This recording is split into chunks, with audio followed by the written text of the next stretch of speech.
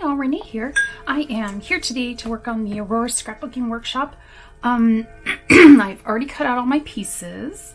There really wasn't a whole lot of cutting on this one. That right there is it. Those 3 pages and then the zip strips. Everything else is already done for you.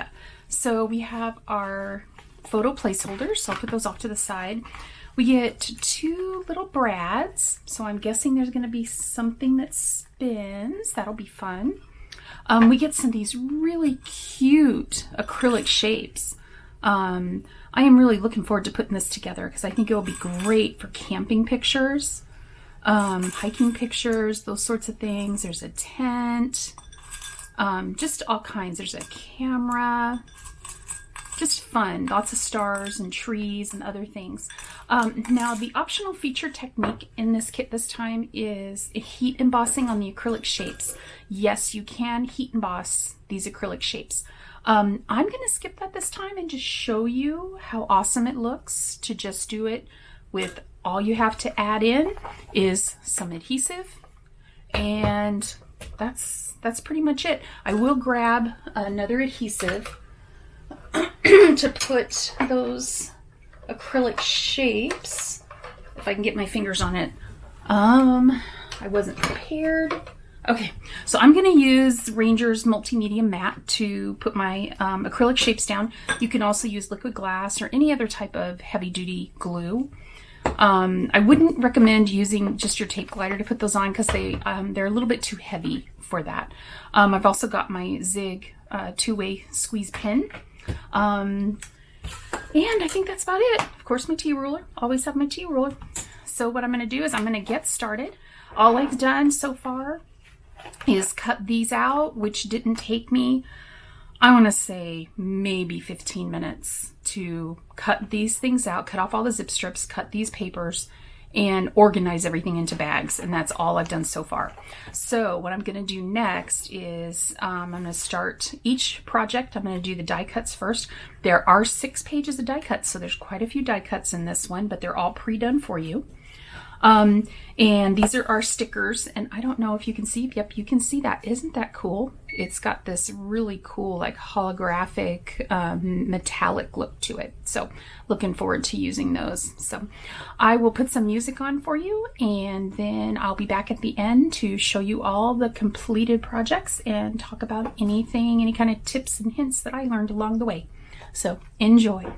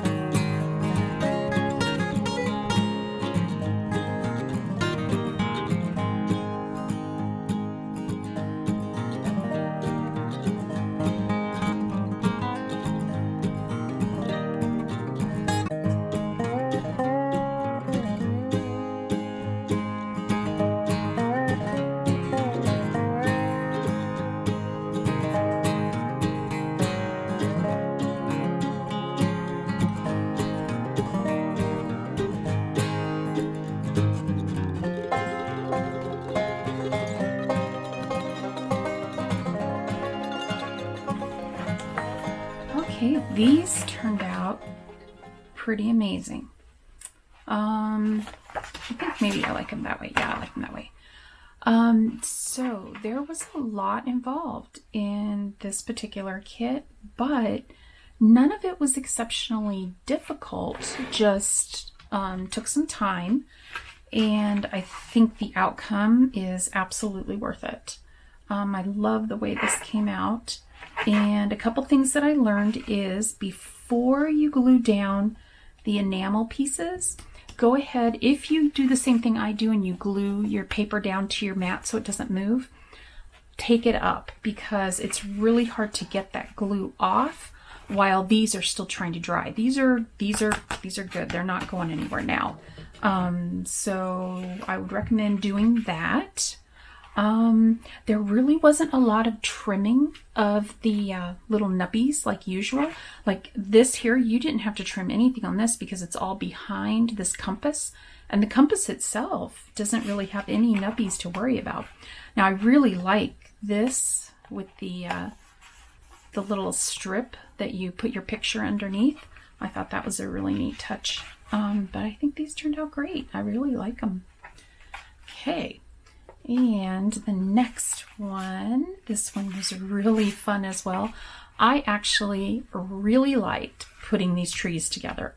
Now, I will warn you that these smaller ones, they're not all exactly the same. Some of them are flipped. So make sure you match up your back paper before you start gluing, or else you may have the same problem I did. So just learn from that. Let's see, anything else? You'll notice I forgot to cut that piece. You know, I only had a few pieces to cut and I still missed one. Go figure. I think this one turned out just amazing. I really, really like this one. And I love the foil detail there and on this page. It just looks really pretty. So there's those two. Now, these two were supposed to be two one-page layouts that were different. On this one here, I was supposed to use this side of the paper. But what I did is I wanted these to go together as one layout in my album, because I have a really hard time with just single pages. So what I did was I flipped this page over so that it had the same background. Then what I did is I had an extra of this zip strip. So I replaced, see, this strip right here was supposed to be down here. What I did was I got rid of that piece, and I used the extra zip strip I had here that would match this other page and put it at the top to tie the two together. And I think it really works. The other thing I did was I left off this title. There was supposed to be this Shine On title here in the corner. I just felt like it was too much and it was going to compete with this over here. So I left that off. Let's see. Let's see if there was anything different here. I moved this down so that it was on top of air and not on top of the photo. And then on this guy. Okay. So I struggled with this a little bit until I figured out that I had just too much dimension. It tells you to put foam tape on the top and the bottom of those small little discs. I would recommend only using the foam tape on one of the discs and make that the top, the one that goes between this, they call this a decorative cover, and the spinner. And then just glue the other one flat down so that this can still move, but you don't have so much dimension. But then what you're going to have to do is you're going to have to get this to stay still. And the best way to do that is to adhere this picture and then put foam tape on the other part so that it's the same height all the way across. Now I could have put foam tape on this too, but I decided just to go ahead and put that flat.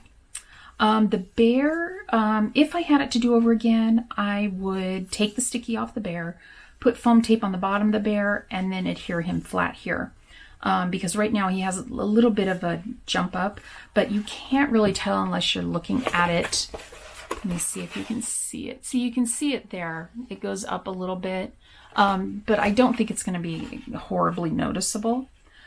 So I think these two turned out great, and I think they go well together. looking forward to putting some pictures with these.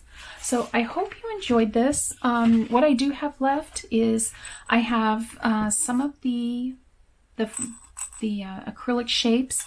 And actually, I'm really surprised we didn't use this little camper, this little trailer. It's so cute. Then I have these stickers. So there's quite a few stickers. I could do some more scrapbook pages. Probably, wow, I bet I could squeeze out some more of the paper and probably make a 2-pager with this and a 2-pager with this and use these. So I could probably get 4 more layouts out of this by just adding some solid color cardstock. The other thing is there's a small Cricut collection that goes with this. That's $9.99, and I can't remember how many cuts. It's not a huge collection, but there may be some things in there I could use as well to add to it to make some additional pages. So they still have that left, and they gave me 2 brads, so I still have one of the brads left. So I hope you enjoyed the Aurora scrapbooking workshop. It was really fun, and this is available through the end of June. So if it's something that you want, you'll need to jump on that and get it soon. And that is while supplies last. So if it sells out, unfortunately, that's it. So I hope you enjoyed today, and thanks for watching, and I hope you have a wonderful day. Bye.